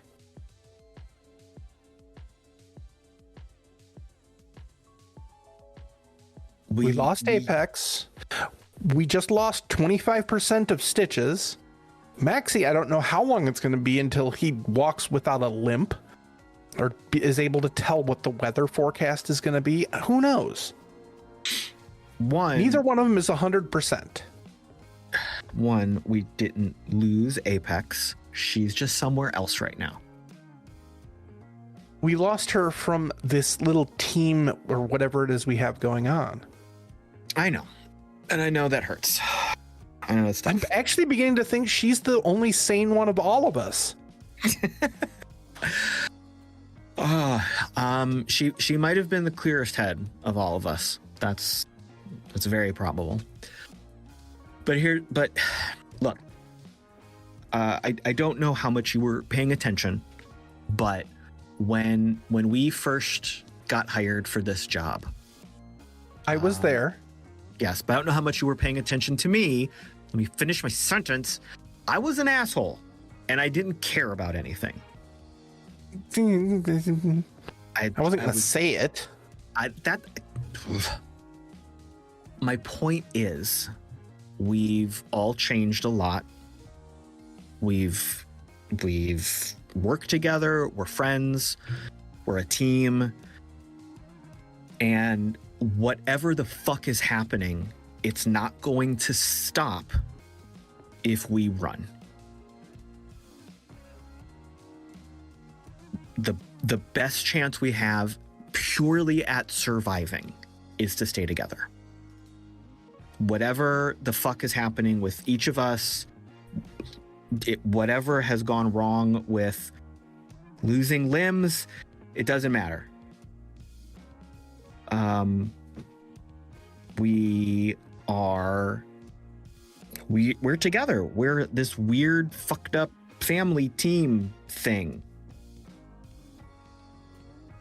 You have a lot more faith in everybody than I do.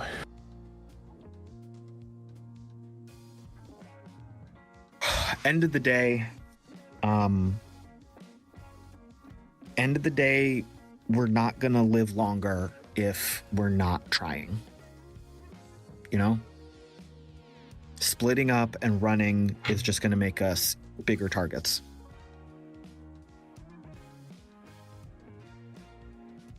Oh, I kind of think it's the opposite. If we gave up on this, then I'm the only one in danger. And that's not cool. You can't be by yourself. That's not right. That's not fair to you. Nothing's fair, Zed. It is. It's probability and statistics.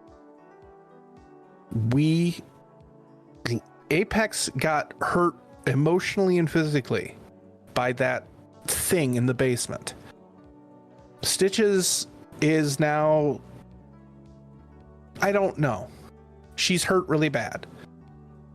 Maxie is this, I don't know what the hell is going on with Maxie, but he's hurt and he's in some sort of weird dark place in his head, and I don't know what's going on or what's going to happen. And the only thing I can think of is this might be the best time for us to get pulled out of here and just disperse the targets. I think the only reason we've survived this far is because we've been working together.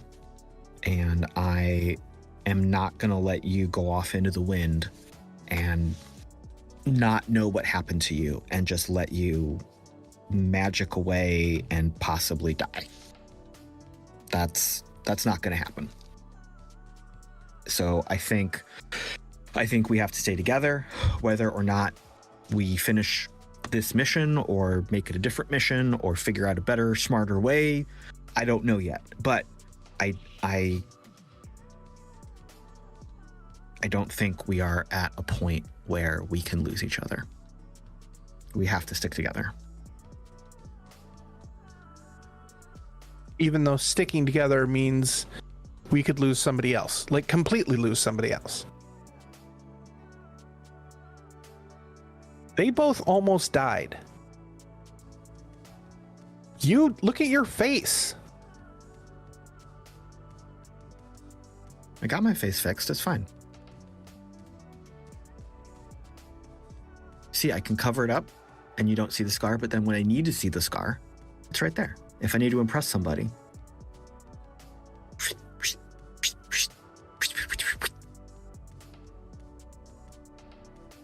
Not the point, Zed. Trying to lighten the mood, Sean. You did a better job when you were being Julia Child.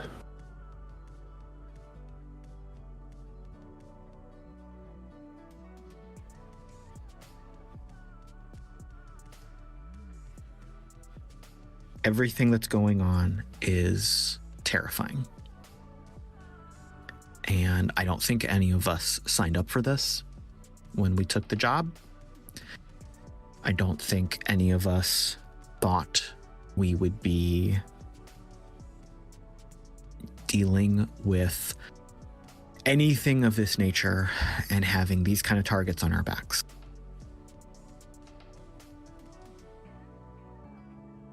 But we have all been put into this situation, and I don't know how it's going to end.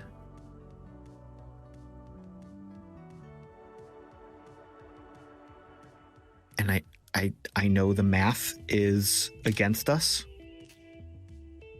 but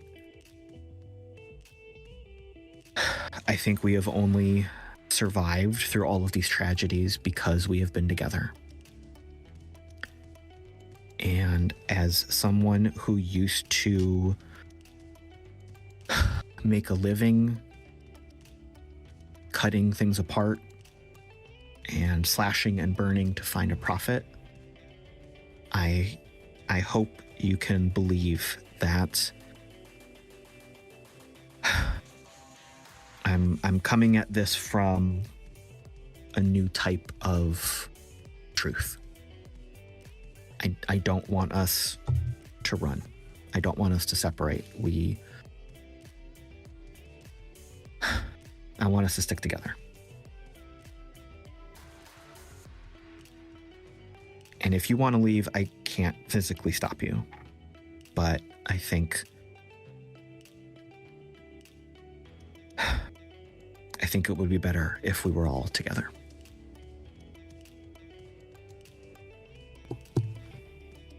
Okay.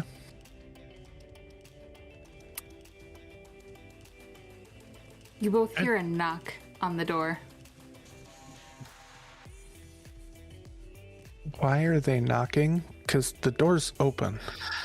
Well, okay, then we peek around into the and Yeah, like Zed was just like leaning against the door jamb, kind of, as he Okay. opened the door. So okay. yeah, he's like right there. Well, then yeah, she just does like a little like getting your attention on the door frame, and she's Hello? got Maxie kind of his arm draped around her, and she's Like a helping backpack. him walk. Not like a backpack. Like Yoda on Luke. A maxi No. pack? No, my gosh. They sell those at Walgreens.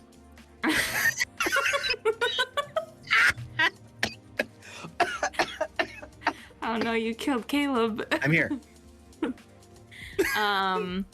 And Stitches is like, I'm starved. Anybody else hungry? There's donuts in the kitchen. I think we're allowed to eat after surgery. Yeah. I uploaded all the care manuals to your Glow, and I set alarms for their. I set alarms for all their medications. Thank you. That's super duper helpful. Do we have to get the medications or do we have them? I gave them to you when we walked into the building. What? You set them down in the kitchen. Oh yeah. I'm sorry. There's a lot going on. Mm-hmm. Thank you. Are you hungry? Joan. Nope. Okay. Well, I'm gonna get these two some food. And you can Remember, call- no you feel oatmeal like in the it. gravy. Gross. As Zed is getting ready to leave, Stitches passes Maxie off on Zed, and it's like, okay, you two go get food, and she stays with Chone for a second.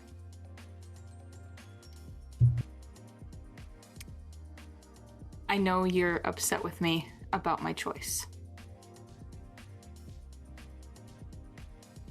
You can do whatever the hell you want. It's your meat. She pauses at that and thinks about making a joke. I understand that this may feel like it complicates things, but I know we can do this. I know I can do this, Joan. Okay. I know I haven't had much time, much less many opportunities to prove this to you and instill some trust and some faith in me, but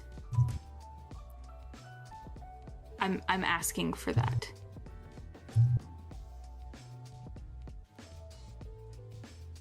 Okay.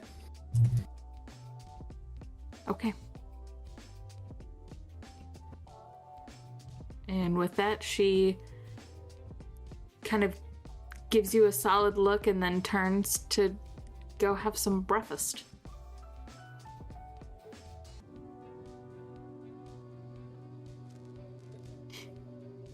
So yeah, there's donuts, and I will make something nice and simple.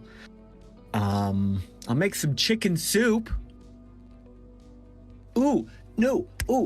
I'm gonna make I forget what it's called. Not polenta. There's like an Italian, very homey kind of chicken soup kind of thing where you take a very small pasta, like a pastina or an orzo, and you cook it with chicken stock. It's not a risotto, but it's a pasta, and then you're breaking some eggs into it and some cream and some cheese. It's a very hearty kind of porridge, but it's really good. Italian penicillin is what Grandma calls it. So I'll make some of that and some donuts and some coffee and you know, go from there. As I'm sitting out there with Maxie starting to cook and all that stuff, I'm like, how you feeling? I've had worse.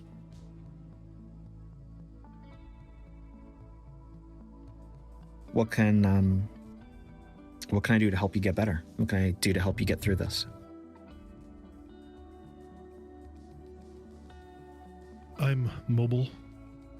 I will require food, some medicine, some stretching and exercise. I will be good within a few days. At least good enough to operate.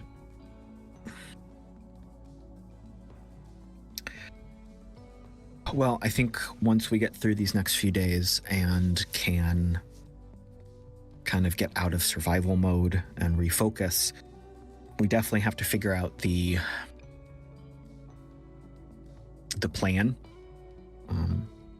Things are a lot more dangerous than we knew, I think. Things are no more dangerous than they were before. Aguilar has actually made a move which benefits us.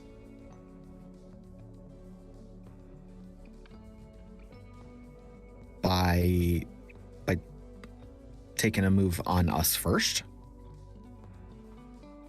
Aguilar has shown her intentions.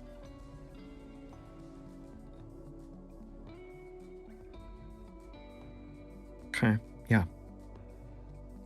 Specifically in regards to Joan.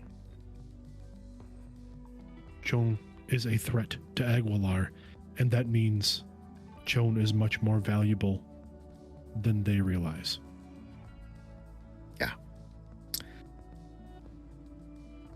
So we have got to keep them safe and figure out everything else that's going on.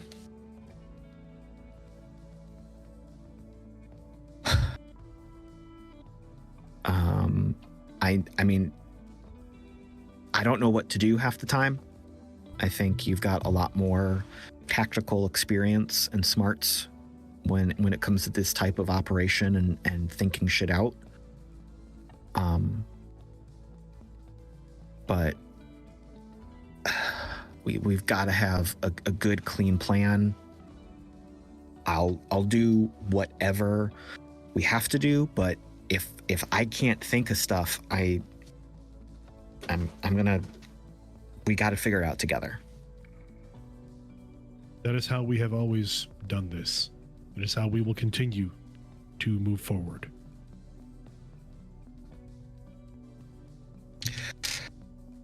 Yeah, I know. I'm just saying,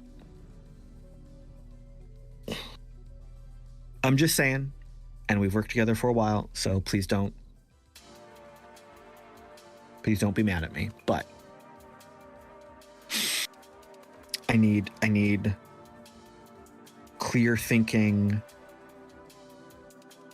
tactical Maxi.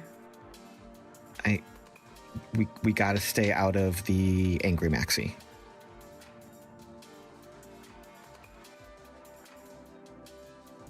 Understood.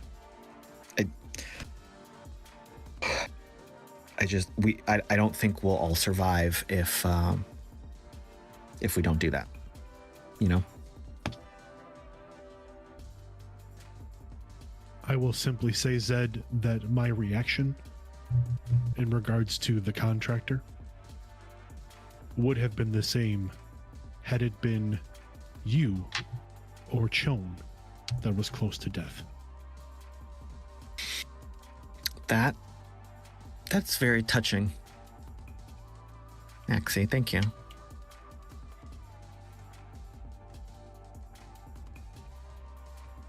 Is the food ready? Yeah, like give me another 10, 15 minutes. I gotta grate some parm and Asiago, but I mean the donuts he bought are good. I got the fruit and cheese out. I got coffee. Maxie grabs a cup of coffee with his left hand and kind of turns. If you could help me to the balcony, please, I could use some sun. Yeah. Stitches will absolutely join you on the balcony.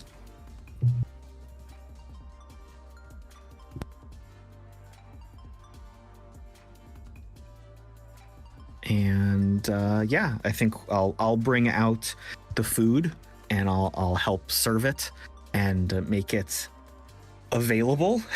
Like I'm not gonna feed them, but I will make it as easy as possible for them to consume. Chone, are you coming out to eat? Nobody sees Chone. The door, when Stitches walked away, the door actually just closed quietly, and no, Chone doesn't come back out. Okay, what is Chone doing? Chone is kind of working through, like running scenarios through the quantum entanglement to see Give me a determination, please. To put it in the best way I could kind of imagine it, they're doing the Doctor Strange thing, looking at 16 million. Yeah, exactly. And that's the show. Thanks for playing, everybody. Alex, where can they find you on the internet? How bad was that determination check, Kaylee?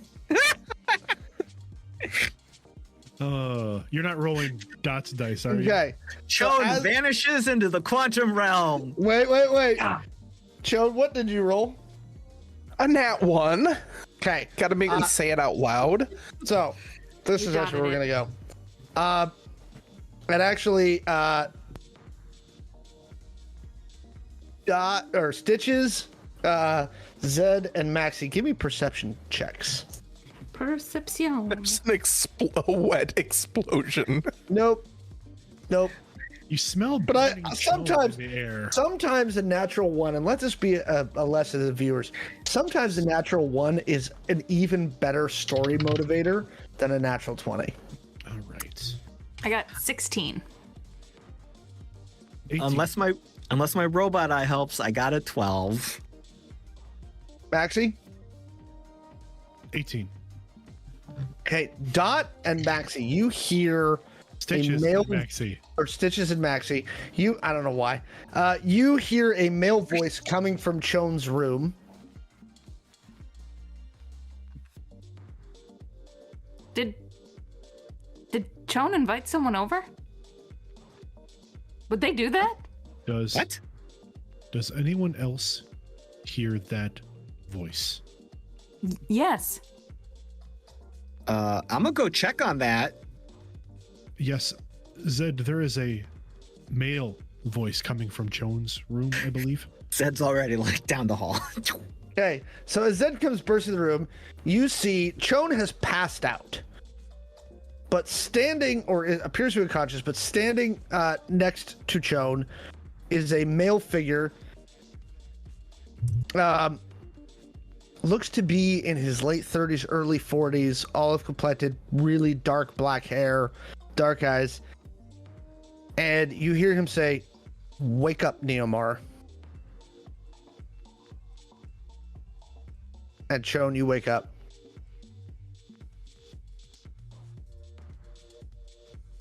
Abby? How are you, Neomar? You weren't who I was looking for, but How long has it been? for me or for you? For me, it's been a couple weeks. Okay.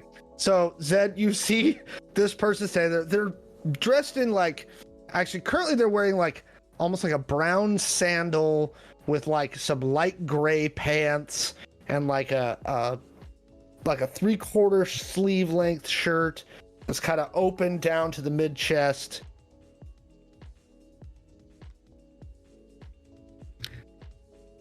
Hi. Who's our new guest, Joan? And Chone, that is when you realize that Zed can see Abby.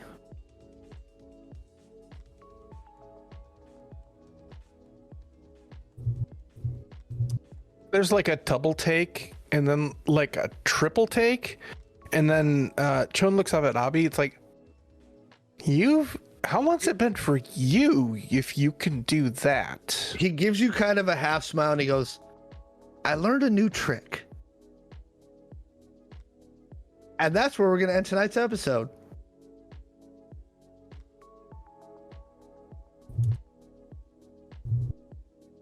Yay! Thanks for joining us, everybody. By the way, if you want to know who Abby is, go back about 4 episodes and watch Chone's solo episode. Wow. Right? Which is on youtube.com/Identico. Right? This is not a new character in general. But there we go. We'll be back in 2 weeks with more Chaos Incorporated. I hope you all enjoyed it. Again, if you're looking for past episodes, go see us on youtube.com/Identico. If you're watching this later on Identico, give us a thumbs up. Hit the subscribe button. Subscribing is free on YouTube. Help us with the algorithm. We must defeat the algorithm. Thank you all for joining us tonight. Kaylee, where can folks find you on the internet? You can find me over at redemptionpodcast.com, where we are currently wrapping up the final podcast season of the Redemption Podcast, the oldest still for now running podcast that plays Star Wars actual play online. We're finishing season 8. You can find myself and Michael there. Spoilers on that one. Sorry, Michael. And you can find me also on the Twitter at Anime Girl. And speaking of Michael, where can folks find you if they want to follow you've been a busy person lately. I've been watching your Twitter, radio shows, and it's spring. It's the beginning of the year. Things pop up all the time. Yes, they do. Yes, they do. Like you can daisies. find me. Dang it, you guys. You can find me on the socials at LoserMLW. You can find me at Redemption, as Kaylee mentioned. We're getting, again, close to wrapping up the season. It's wonderful. Please join us for the end of an era and possibly the beginning of another one. We'll see. You hinted this last time when we did closeouts. I know, I did. Well, that Redemption might not be going away. Gonna keep hinting it. I'm just gonna keep hinting it. And you can say a little bit more if you want, Michael. That's okay. I'll hold it. We'll Call it a teaser, Alex. Hold that back. Yes. I know. Teaser. And you can find me on an upcoming stream on Rook and Rasp. We are doing a Dragon Age actual play that will be starting the first week of February. That is awesome. Dot, where can they find you? Hiya, mostly on Twitter's .matrix_Owen, as well as Rusting Glitchface and Gaming with Gage and Friends. The episode that posted today/yesterday, I don't know what day it actually went up, was actually my first episode being the host. So The Datasode. the Datasode. Oh, see, now I gotta go watch that one in particular. Oh boy. I love seeing people do hosting stuff. Caleb, where can they find you, folks? I am on the socials at the Caleb G. You can also hear me over on various RPG Academy projects. Not too much recently, but I have been writing some review articles and doing those podcasts, and we're hoping to get our sample adventure stream kicked back off, where we play through the sample adventures as written in a variety of tabletop RPGs, which might be really informative for a lot of folks out there in the gaming world right now for no apparent reason. So we play through the sample adventures as written and then have a little debrief if we think it did a good job explaining the rules and helping people figure out the games. So a really great way to see an introduction to a tabletop RPG that you might not know about. Frequently, we try our best to get a creator of the game, if it's more of an indie scene, or a super fan, someone who knows the game inside and out and can really run that perfectly for us. So we do our best to make that a really, really strong show of the game. So that's something out there as well. On a personal project, I do have a charity project out there called 0.5 Past on the website, 0.5 Past, all spelled out, .org, on the socials, the number 5 Past. This is a charity project where we have free gaming and entertainment resources and ask that if you can or interested, you support the charities that with a direct donation to them. Started that last year, had a little bit of a slowdown with the end of the year, but coming into the new year, we've got a lot of projects lined up, and hopefully we can find some momentum between these excellent Chaos Inc.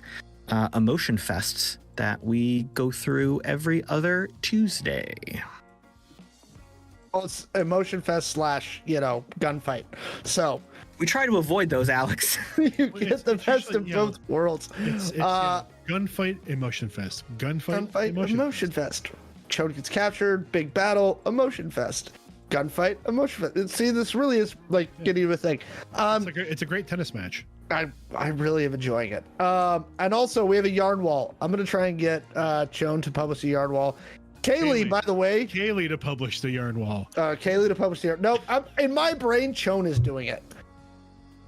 That's Chone's yarn wall. This is why Alex can't keep us straight, because You have too many names. All of you use too many names. He's not wrong. Very true. Don't forget, the core base rules are now free on DriveThruRPG. It's 2 pages, and we can explain every basic rule you need for Identico. It's also at playidentico.com. We also have cool Chaos Inc. merch there, so go check that out. Again, I'm Alex the Humanoid. You can find me everywhere at Alex the Humanoid. And we'll see you next time. Oh, wait, last thing. Shout out to the Mallow Man for being our great producer tonight. Thank you, Mallow, for being behind the boards. It actually helps me to not have to produce a GM so much. It's wonderful. We love you. We love you, Mallow. So, Mallow, my co-creator, go give him some love, too. And that'll be it for tonight. Thanks, folks. bye, everybody. Bye.